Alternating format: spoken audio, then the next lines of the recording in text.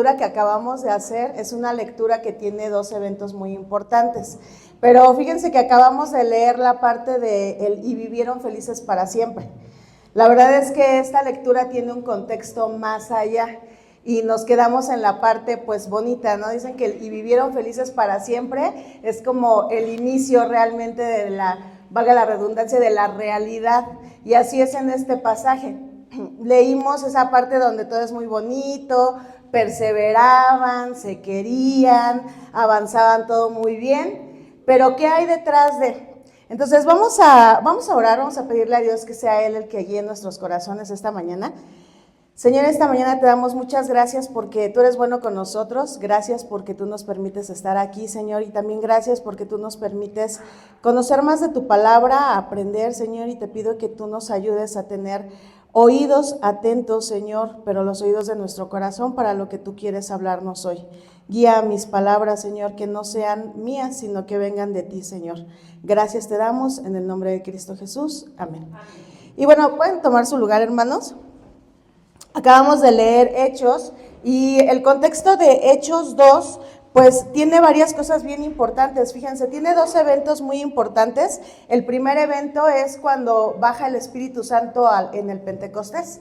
De hecho, el Hechos 2 habla justamente de la fiesta de Pentecostés, baja el Espíritu Santo y dice que de pronto pues habían muchas cosas raras, ¿no?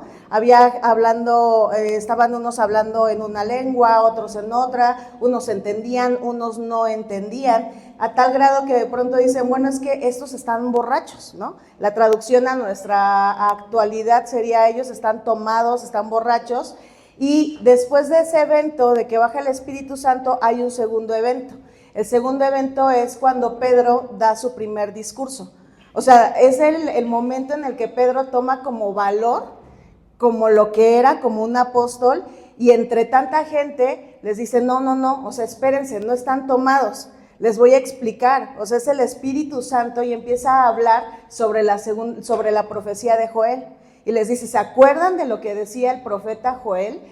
Pues esto, y empieza a explicar, a tal grado que ya llega la explicación hasta donde nosotros leímos. Pero yo me voy a regresar un poquito, les voy a leer un poquito antes y voy a leer desde el versículo 36. Ya sé que acabamos de hacer esta lectura, pero yo les voy a pedir que nuevamente la abran en sus Biblias. Es Hechos 36 y vamos a leer... Hechos 2, y vamos a leer del versículo 36 hasta el 47 otra vez. Ustedes lo van a seguir con su vista y yo lo voy a ir leyendo, ¿ok?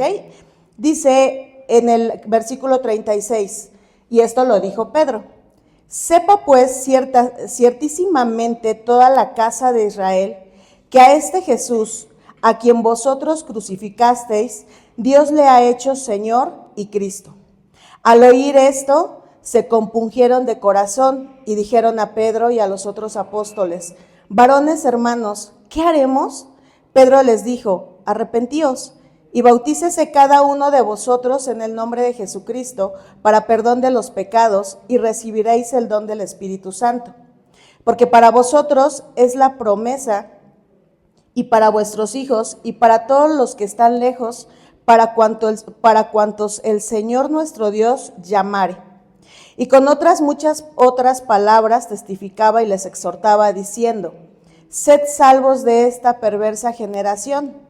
Así que los que recibieron su palabra fueron bautizados y se añadieron aquel día como 3,000 personas. Y a partir del 42 es lo que leímos ahorita. Y perseveraban en la doctrina de los apóstoles, en la comunión unos con otros, en el partimiento del pan y en las oraciones. Y sobrevino temor a toda persona, y muchas maravillas y señales eran hechas por los apóstoles. Todos los que habían creído estaban juntos y tenían en común todas las cosas. Y vendían sus propiedades y sus bienes y lo repartían a todos según la necesidad de cada uno. Y perseverando unánimes cada día en el templo y partiendo el pan en las casas, comían juntos con alegría y sencillez de corazón, alabando a Dios y teniendo favor con todo el pueblo. Y el Señor añadía cada día a la iglesia los que habían de ser salvos. Entonces, por esa razón yo les decía, acabamos de leer la parte bonita, ¿no? Leímos la parte bonita y no sé si ustedes tienen esa percepción o solo yo, y que de pronto hacemos la lectura bíblica, pero la hacemos porque la estamos leyendo, pero no hacemos esa comprensión. Entonces, por eso quería volver a leer el pasaje que ya leímos y leerlo desde este versículo 36, porque es un todo, o sea, el contexto abarca muchas cosas. Hoy la predicación se llama La iglesia más que un equipo, y más adelante les voy a decir. Primero quiero resaltar, hermanos, que cada uno de nosotros hemos sido llamados a servir en el ministerio junto a otros. O sea, la palabra de Dios lo dice textual.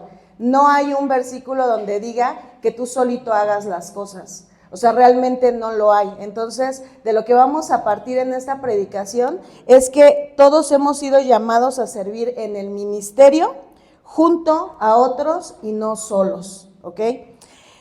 Pero antes me gustaría definir la palabra ministerio, porque es una palabra que decimos como cualquier cosa. Es que yo soy del ministerio tal, es que hay que trabajar en el ministerio, es que el ministerio es muy importante, el ministerio de Dios, pero realmente ¿sabemos qué significa la palabra ministerio? Entonces, primero vamos a definir qué significa la palabra ministerio, pues en temas griegos. En temas griegos se divide como diaconia, y por ahí vienen los diáconos. Diaconia, que dice que es servicio o ministración. ¿Pero qué creen? Que se compone de otra más, que es douleu. Y esa se dice que es servir como esclavo. Ya no está tan bonito, ¿verdad? Porque a nosotros nos gusta que nos sirvan, pero, o sea, yo sí sirvo en el ministerio, pero sí soy la directora del ministerio. Sí, yo soy quien manda a quien hacer las cosas, pero no. Aquí dice textualmente que la palabra ministerio que nosotros decimos que hacemos y al que servimos, dice que es eso, un servicio. Pero fíjense que viene algo más. Ministerio es un llamado a servir a Dios y a su iglesia. O sea, va en conjunto. Servir de esa manera a Dios y a su iglesia.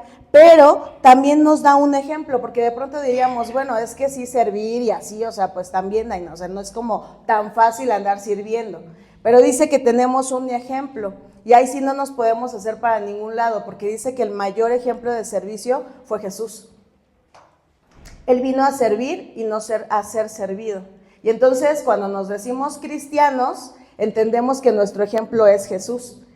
Y Él vino a servir, no a ser servido. Entonces entendemos la raíz y el enfoque de decir y hablar sobre ministerios. Entonces es lo primero que quiero definir. Entonces, entendiendo esto y que ya leímos el pasaje con el contexto que les acabo de dar, voy a dividirlo en 5 puntos. Pero para que les sea más fácil, al final de cada punto les voy a dar una palabra que debe de generarles como ruido, ¿saben? Va de menor a mayor, de acuerdo a lo que dice la Biblia, no de lo que digo yo, va de menor a mayor. ¿Qué es lo que debe de tener alguien que está en el ministerio de Dios?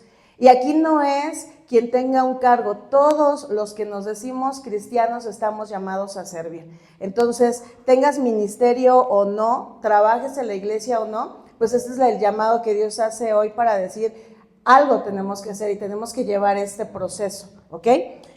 Y por eso quise leer desde el versículo 36. La primera palabra, o lo primero que quiero resaltar es lo que dice en el versículo 36.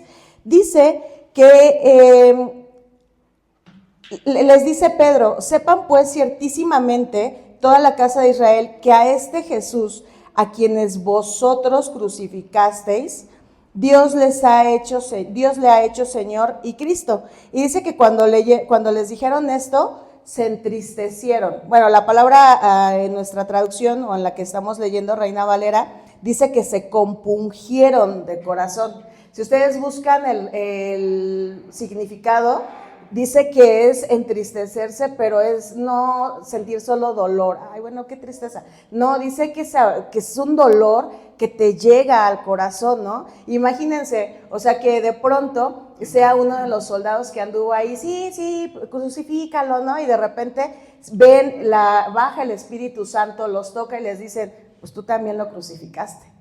O sea, imagínense lo que ellos sintieron en su corazón, no era nada más vergüenza, era dolor, era decir, o sea, estuvo en mis manos decir que no. Entonces, lo que ellos sintieron fue un arrepentimiento real. Y a lo mejor podríamos decir, obvio, deberían de sentirlo, pues lo crucificaron. Nosotros no lo crucificamos, pero no es así. Porque en esa cruz murió por todos nuestros pecados, por los que ya habían sido cometidos y por el que vamos a hacer mañana, o el que estamos haciendo en este momento, o el que estamos pensando. Eran todos esos pecados, los llevó justamente para darnos el primer ejemplo que les acabo de dar. Venir a servir. Él pudo haberlo hecho de otra manera, por supuesto, es el Hijo de Dios. Y lo pudo haber hecho desde otra manera sin haber tenido que ser sacrificado y pasar por todo lo que pasó. Pero en su sentido de servir y cumplir y obedecer, murió en una cruz. Sí, resucitó, pero pasó por todo este proceso. ¿Y qué pasa ahí? Bueno, dice que entonces ellos entendían perfectamente el sacrificio de Cristo en la cruz. Y al día de hoy hay muchos cristianos que dicen, es que yo no sé por qué murió por mí. O sea, ¿por qué dicen que yo soy salvo? ¿De qué me salvó si yo estoy bien? Y estamos hablando que al día de hoy hay quienes se congregan en una iglesia y no entienden eso. No existe ese entristecimiento en su corazón sobre eso, porque no han sido compungidos, no lo han captado. Lo hacemos por una costumbre, como voy ahí, regreso, y ya cumplí, ya vine, ya lo hice. No, dice que ellos, esos primeros cristianos, que lo que ellos tenían era eso en su corazón, algo que les llamaba y que básicamente es que su fe tenía una razón de ser. Para poder ser, servir y poder estar, es que nosotros debemos, o nuestra fe debe de tener una razón. ¿Cuál es la razón de nuestra fe? ¿Por qué somos cristianos? ¿No? Dice Pati, porque Cristo murió por nosotros. Y entonces eso me hace entender que Pati sabe y entiende hasta qué grado Dios le ama y hasta dónde murió por ella. Entonces, la primera característica para que tengamos una iglesia que sea más que un equipo, empieza en nosotros, la consagración. La primera palabra es la consagración y todas las palabras que les voy a ir diciendo, son 5, empiezan con C, para que sea más fácil irlas identificando. Entonces, la primera palabra y la primera característica que tenían esos cristianos era la consagración. Se consagraron, entendieron lo que Cristo hizo por ellos y entonces ellos se consagraron. Pero fíjense que después, en el versículo 41, Pedro pues sigue hablando con ellos y entre todo pues dice que ellos se entristecen y le dicen, ¿qué podemos hacer? O sea, ¿cómo puedo remediar esto? Y les dice, no, o sea, mira, solo bautízate, acepta lo que se te está dando y en ese momento, o sea, yo quiero que entiendan el contexto, les dice en ese momento, y recibe el Espíritu Santo. Pero ¿sí se acuerdan que acababa de bajar el Espíritu Santo y parecían borrachos? O sea, no era como, sí, no, yo también quiero andar como él. O sea, no era cualquier cosa. Recibir el Espíritu Santo era lo que ahora dicen, es que me da pena con los de allá afuera porque ellos no hacen esto. Es que ¿cómo? No, ellos dijeron, sí, acepto al Espíritu Santo. ¿Qué más? O sea, entendían tanto, o sea, era tanta su consagración que decían, ok, sí, bautícense. Les dice, bautícense y entonces dice ahí en el versículo 41, así que los que recibieron su palabra fueron bautizados. ¿Quiénes? Los que sí lo recibieron. Quiere decir que hubo algunos que dijeron, ahorita no, después regreso. Otro día, voy viendo cómo les va a los demás y regreso. Pero dice que los que recibieron su palabra, sí se bautizaron. Quiere decir que ellos fueron confrontados. Un cristiano es confrontado también, además de ser consagrado, cuando tú te consagras a Cristo eres confrontado en muchas cosas. Es que sí quiero trabajar, pero me ponen cara y entonces Dios te está confrontando porque te dice, ¿sí te acuerdas lo que significa ministerio? Servir como esclavo. Y no te estoy diciendo que tú también te dejes y que no. Es servir a Dios y a la iglesia, no a los de la iglesia. Es que ese es el contexto real. Y entonces dice que ellos sí recibieron la palabra y fueron bautizados. Y se añadieron aquel día como más de 3,000 personas. Y la verdad aquí ya no hay ni para dónde hacernos, porque de pronto decimos, es que es una iglesia muy grande, o sea, convivir con 50 personas, todas son diferentes, 100 personas, no sabes. O sea, ahí no fueron 50, 100, 200, 300, ni 1,000. Dice que más o menos 3,000 personas fueron las que se añadieron ese día. Ese día, porque después vamos a avanzar y dice que no fue, se añadieron y luego se fueron yendo, porque ese es el común denominador ahora en las iglesias cristianas. Nos llenamos y nos vamos vaciando. No, dice que al contrario, se llenaba y se iba llenando y se iba llenando, ¿ok? Entonces, quiere decir que esto fue punto número 3, palabra número 3, porque perseveraban en la doctrina. Y yo quiero que vean cómo vamos avanzando. Primero, fueron consagrados. Si tú ya entendiste el propósito por el que eres cristiano, avanza. Segundo, dice que fueron confrontados. Si tú has sido confrontado y has decidido seguir y dices, no pasa nada, yo sigo trabajando, entonces avanza. Pero si tú ya fuiste confrontado y dijiste, ahí luego regreso, entonces aquí es donde tenemos que trabajar. Pero si tú ya fuiste confrontado y dices, ok, yo de todos modos sigo trabajando, entonces dice que esos cristianos perseveraban en la doctrina. En ese tiempo ellos no agarraban la Biblia como tal y leían Juan, Mateo, Marcos, Lucas, porque estamos hablando de que en ese proceso fue cuando fueron escritos. Entonces dice que perseveraban en la doctrina de los apóstoles. Era la doctrina que ellos traían y que traían las buenas nuevas, que era Jesucristo, y entendían que había nacido, había muerto por ellos y había resucitado, y que entendían todo lo que Jesús les había mandado hacer, incluyendo ir y predicar a las naciones. La gran pasión que ellos tenían ahora era ir y hacer más cristianos y decirles que había alguien que los había incluido en ese plan y que no importaba que no fueras judío.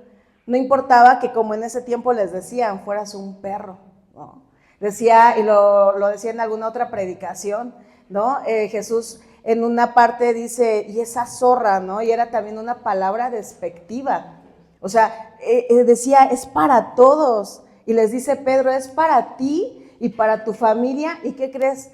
También para los que están lejos. Esos que añoras, esos que tienes en tu corazón y que están lejos, también para ellos es. Y entonces ellos, dice que perseveraban en esa doctrina.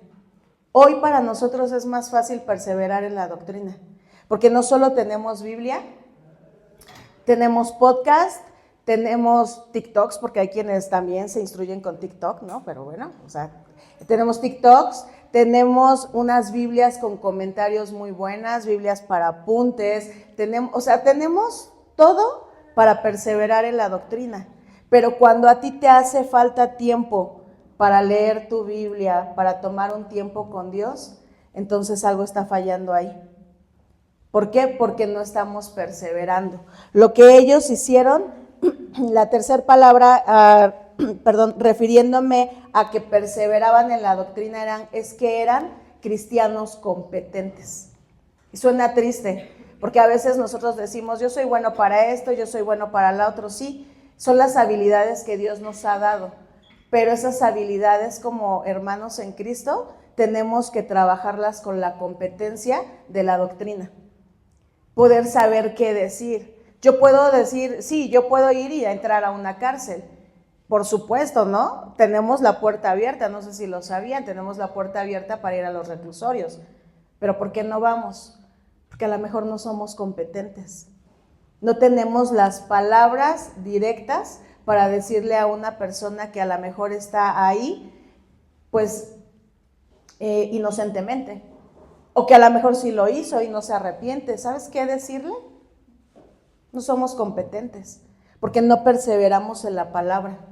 A lo mejor, ustedes saben, vamos a los hospitales, y en los hospitales al día de hoy es muy sencillo ya ir, entre comillas sencillo, porque pues obviamente levantarse temprano, venir, los hermanos fueron ayer, no fuimos todos los que vamos, pero Dios siempre los guía, y cuando una persona se te acerca y te dice, es que mi mamá está muriendo, mi hijo acaba de nacer y no me dan mucho tiempo de vida, y a través del tiempo que hemos estado ahí, pues hemos perseverado en ver qué decir, en platicar entre nosotros, oré por una persona así, y esa perseverancia ahora nos da esa tranquilidad de poder ir y decirle, permíteme orar por ti, permíteme decirte una palabra, pero es la competencia, necesitamos ser cristianos competentes, y para poder ser cristianos competentes, pues sí necesitamos perseverar en la palabra.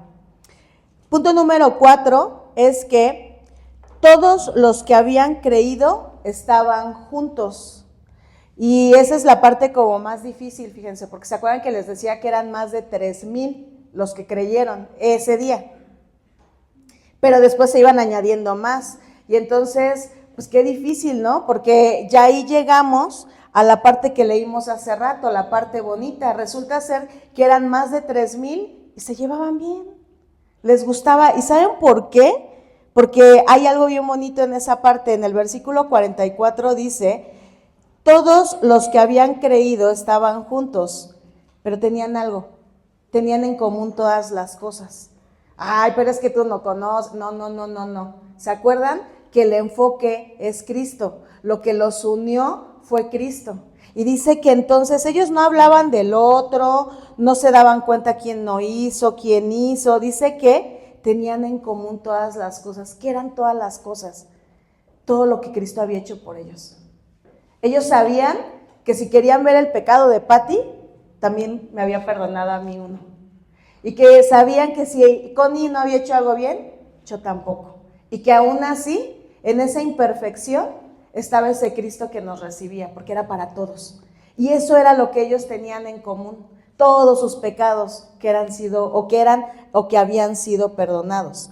Dice que, además, aquí no dice, y les pedían su ofrenda, dice, y vendían sus propiedades y sus bienes. O sea, no venía alguien y se paraba acá enfrente y les recordaba, hermanos, vamos a salir el próximo sábado 1 de cada mes a llevar tortas para que ustedes, si nos quieren cooperar. No, dice que nacía de su corazón. O sea, ellos iban y vendían sus cosas. O sea, iban y vendían sus propiedades y sus bienes, pero todavía dice que los repartían a todos según la necesidad de cada uno. Y a veces esa parte también la iglesia la ve mal. Oye, pero ¿por qué le apoyan? Ay, él sí, a tal no. Dice que a quien tuviera necesidad. Qué bueno que no todos tienen necesidad. ¿Por qué? Porque era algo que lo hacían de corazón. Cuando no se hacen las cosas de corazón, por supuesto que vemos mucho. Por supuesto que vemos muchas cosas, pero dice que no. Dice que ellos vendían sus propiedades. Y sí, estamos hablando de esos primeros cristianos que no batallaban como nosotros, o sea, de que nos vean mal nuestros vecinos, nuestros amigos. No, a ellos nada más los correteaban y los crucificaban. O sea, diferente, ¿no? Porque a veces decimos, es que su contexto era más sencillo. No, tú aquí puedes ser cristiano y se burlarán de ti, a lo mejor, según como tú lleves tu cristianismo. Pero ellos no era de que les daban razón de burlarse de ellos o no, eran perseguidos y eran crucificados los cristianos. Y aún así estamos viendo una cantidad de cristianos grande. Y entonces dice que entonces ellos perseveraban unánimes cada día en el templo y partiendo el pan en las casas. Dice que perseveraban unánimes cada día en el templo. Yo lo veo y yo siempre les digo, cuando me toca predicar, o sea, no saben la arrastrada que me da Dios antes, ¿no? Porque, por ejemplo, perseverar unánimes en el templo, yo digo, pues ya ahora solo llego al de las 12. Y eso porque me toca estar con los jóvenes.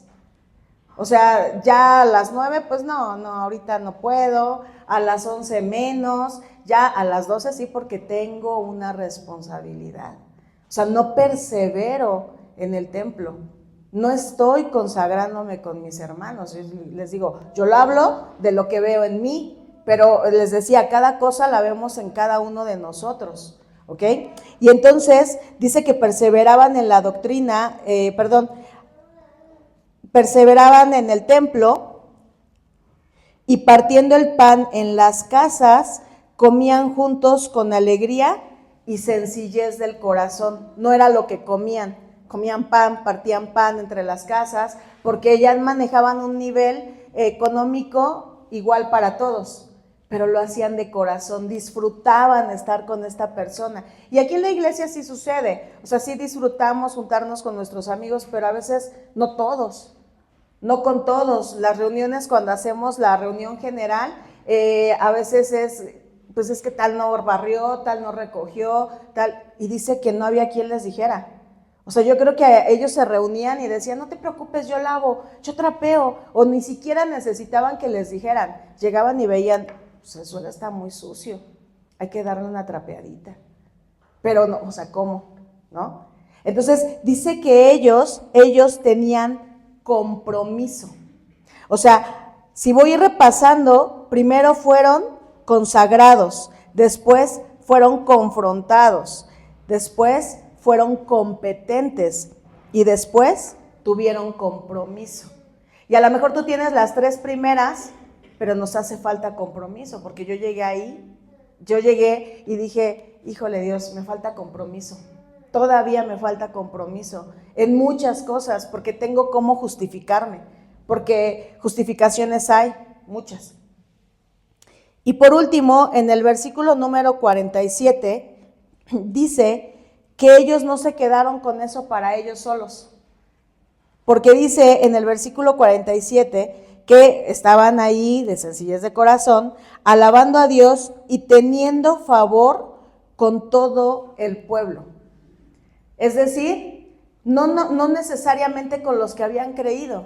Dice que todos ellos se juntaban y tenían favor con los de afuera, pero a veces no nos queremos mezclar. Fíjense, esta semana falleció una vecina de nuestra cuadra y fue muy repentino porque el que estaba enfermo era su esposo.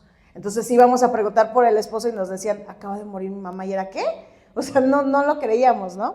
Entonces yo le decía a Magnus, son mis vecinos de enfrente, y les decía, me da pena ir porque, ¿sabes? No hemos sido buenos vecinos. Siempre peleamos que si estaciona el carro aquí, que si el chamaco sube la moto, que si... Siempre le digo, ¿y con qué cara voy ahorita? O sea, me pesa, o sea, me pesó. Le dije, porque no soy una buena vecina con ellos, porque siempre es estarnos, pues no nos tratamos mal, pero siempre es, mueve tu carro, oye, quita, o esto, lo otro, ¿no? Le digo, y vienen estos momentos tan importantes. Y entonces le dije, pero pues ni modo, voy a ir. Fuimos al funeral. Y de repente yo oía, pues ya saben, todos los rezos, las letanías, ¿no? Y oía que la Torre de Marfil y que bla, bla, bla y todo. Y dije, o sea, ¿y yo qué hago aquí? O sea, ¿de qué sirvo aquí si todos están súper preocupados por la salvación de esa alma? Curiosamente, mi vecina tenía mucho tiempo en la iglesia ya católica, en las oraciones que hacen, y hacían la invitación a recibir a Cristo, y la verdad es que yo sí me acerqué a verla y vi una cara con tanta paz que dije, yo sé que mi vecina recibió a Cristo y estoy muy segura. Entonces yo dije, yo no puedo no dar lo que yo tengo, o sea, porque esta familia está triste, y de verdad, hermanos, rentaron un velatorio grandísimo, o sea, había un chorro de gente, y llegaba una y se iba una y llegaban más, ¿no? Y entonces con todo el valor, y oré, me acuerdo que en lo que estaba un María, no sé qué tanto decían, yo me puse a orar y le dije, Señor, dame las palabras. O sea, dame las palabras y dame el valor de pararme enfrente y hacer una oración y que ellos acepten. De verdad era mi oración. Y entonces le digo a mi mamá, acaba este rosario y voy a orar por ellos. Y se queda ella así de, ok, ¿no? Entonces me paro y voy con ellos, con uno de los hijos, y le digo, oye, ¿me permites hacer una oración por ustedes y por tu mamá? Si quieres decirle a tus hermanas, era como, pues decirles si quieren, ¿no? Y de pronto me encuentro ya de un lado del féretro y ellos todos los hijos enfrente. Y para mí fue algo como muy impresionante, porque sí tuve que decirles, de verdad, siento mucho en mi corazón no haber hecho esta oración en vida. De verdad lo siento tanto. Y les pedí perdón, de verdad que fue algo que Dios puso en mi corazón. Y recordé que el pastor nos decía que en los sepelios se oraba realmente por la familia, porque dábamos gracias por la vida de esa persona, y fue lo que hice, dar gracias por la vida de ella, pero desgraciadamente al papá no le han dicho porque está enfermo del corazón, entonces ellos traían otro peso más. El papá en cama, enfermo del corazón, sin decirle que su esposa ya había fallecido, y él preguntando por la esposa, o sea, no se acababa en el entierro, venían más cosas. Cuando yo terminé de orar, los vi llorando, y me dice una de ellas, qué bonito, de verdad, gracias. Y yo dije, ¿por qué nos guardamos eso para nosotros? Dice que ellos no, o sea, esto que tenían lo llevaban al pueblo, pero a nosotros nos avergüenza. Nos da pena ir y tocar, oye, está enfermo tu papá, ¿puedo orar por ti? Ay, ¿qué van a decir? ¿Me van a decir que no? No es a mí. Dice que ellos, todo esto, alababan a Dios y tenían favor con todo el pueblo. Y nosotros no necesitamos tener favor con todo el pueblo, es nada más nuestros vecinos. Solo ellos son los que nos ven, porque nosotros ahorita podemos pasar y yo les puedo decir, no, si yo al menos hasta el 3, miren, bien, pero ¿qué dicen mis vecinos? Porque me dio pena ir y acercarme, porque hay algo, ¿no? Porque mi testimonio no está tan bien. Entonces, el punto número 5 es que ellos, después de que tenían favor con todo el pueblo, y el Señor, dice al final, añadía cada día a la iglesia los que habían de ser salvos. Esa es una promesa muy bonita. Esa es no una promesa, sino es una verdad bien bonita. Porque dice que ellos hacían su trabajo, lo que nos dice Mateo, busca primero el reino de Dios y su justicia, y todo lo demás vendrá por añadidura. Y eso hacían ellos, buscaban unánimes a Dios, se fortalecían en Dios, y Dios añadía lo demás. No era si la persona iba a querer o no, Él añadía a quienes se iban a añadir a ese grupo de cristianos. No tenían que hacer más que hacer su trabajo, su testimonio, su compromiso, y entonces dice que el Señor solito, Él añadía, no quitaba, o sea, no habían iglesias chiquitas, habían iglesias grandes, porque Él añadía cada día, fue añadiendo, fue creciendo. El punto número 5, la palabra es coordinación.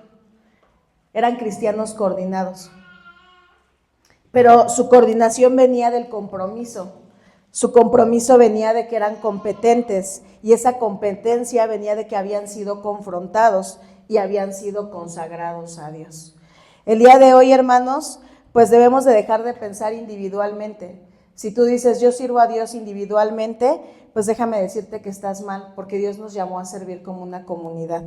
Y la palabra comunidad al día de hoy tiene mucho peso, lo escuchamos en redes sociales.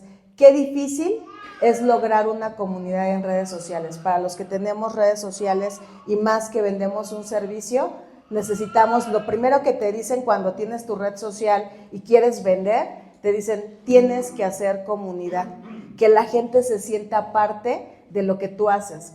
En mi caso, que la gente diga, ay, no, yo quiero estudiar con Yaps, no, si yo ahí, o sea, que sean tu comunidad y te reconozcan. ¿Y saben qué difícil es hacer eso en redes sociales? Que la gente prefiere irse contigo.